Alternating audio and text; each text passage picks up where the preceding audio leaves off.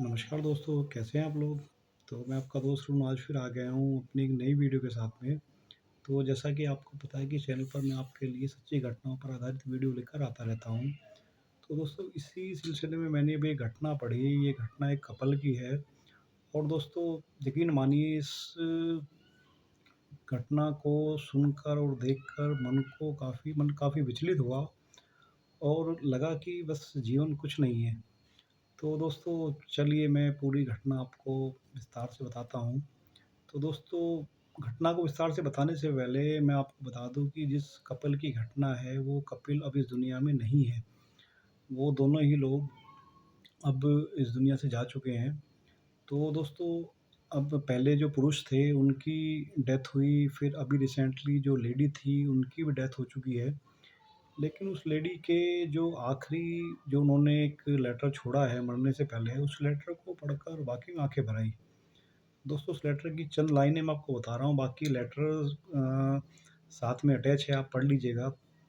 उस लेटर में लिखा हुआ था, सबको मेरा प्रणाम चरण स्पर्श।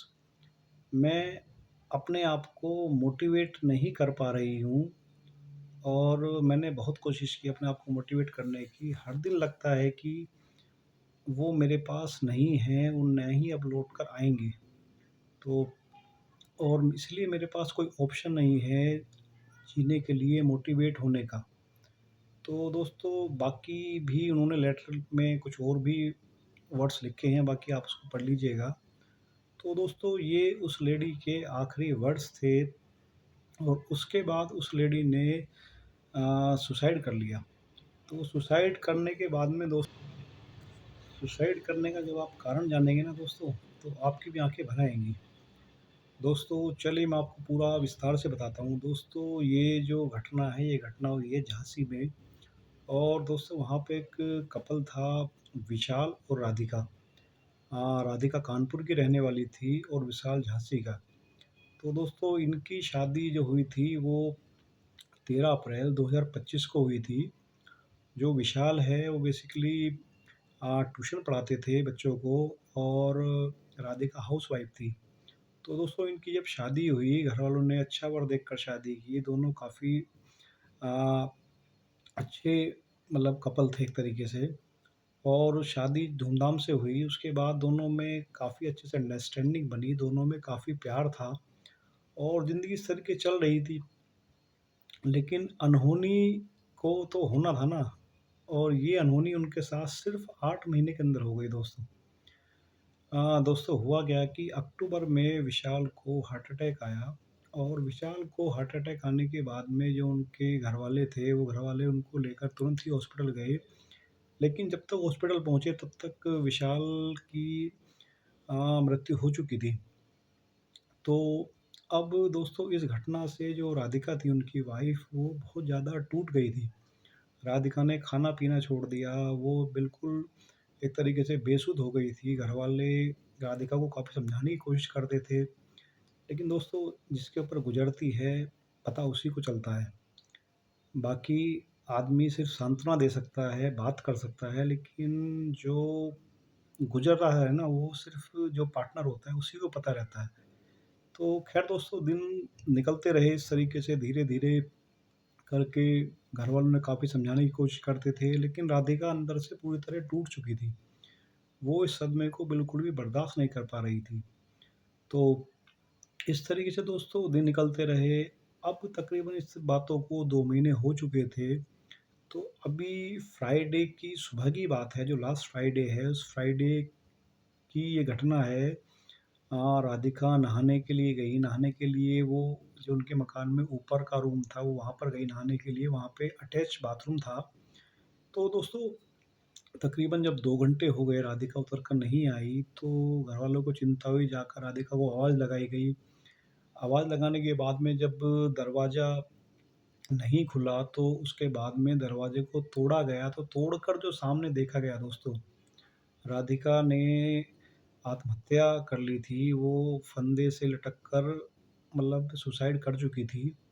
तो दोस्तों इस तरीके से मतलब वो जो अपने पति का वियोग था ना, वो दोस्तों सहन नहीं कर पाई। उन दोनों में इतना ज़बरदस्त प्यार था, इतना ज़बरदस्त अंडरस्टैंडिंग थी कि वो सदमे को से बाहर ही नहीं निकल पाई। तो दोस्तों इस तरीके की भी पत्नियाँ होती हैं कि सिर्फ़ 8 महीने के संबंध में उन्होंने मृत्यु के बाद भी अपने पति का साथ नहीं छोड़ा। तो दोस्तों ये घटना जो ना दिल को मतलब बड़ा झकझोर के रख दिया इस घटना ने। और वहाँ पर जब ये घटना हुई, जब उन्होंने सुसाइड किया तो उन्होंने लेटर छोड़ा जिसकी मैंने पंक्तियाँ आपको शुरू में बताई थी। बाकी लेटर अटैच है, आप उसमें देख लीजिएगा, लेटर को आप पढ़ सकते हैं, लेटर के साथ में लिखा हुआ है। ख़ैर दोस्तों, विशाल और राधिका जा चुके हैं, लेकिन मैं फिर भी ये कहूँगा दोस्तों, किसी के जाने से ज़िंदगी रुकती नहीं है। ठीक है, ये जो हम और आप सिर्फ़ बात कर सकते हैं, समझा सकते हैं, लेकिन जिसके ऊपर गुज़रती है समझ वही सकता है। लेकिन दोस्तों फिर भी मैं ये कहूँगा कि आत्महत्या करना कोई किसी भी समस्या का समाधान नहीं है। समय हर एक घाव को भरता है। हो सकता है कल राधिका के साथ भी समय बदलता, शायद कुछ चेंज होता। लेकिन ख़ैर अब इस चीज़ में हम यही कहेंगे कि वो एक अमर प्रेम था दोनों का कि मरने के बाद भी दोनों ने एक-दूसरे का साथ नहीं छोड़ा। तो चलिए दोस्तों, इस घटना को, अब जो घटना थी मैंने पढ़ी थी वही आपको सब बताया। बाकी इस तरीके की जो घटनाएँ होती हैं दोस्तों, काफ़ी मन को व्यथित कर जाती हैं। और इन चीज़ों को देख कर लगता है कि वाक़ई में ज़िंदगी सिर्फ़ 2 पल की है, बाकी लंबी ज़िंदगी कुछ नहीं है। कुछ नहीं कह सकते कि कल अगले पल किसके साथ क्या हो सकता है।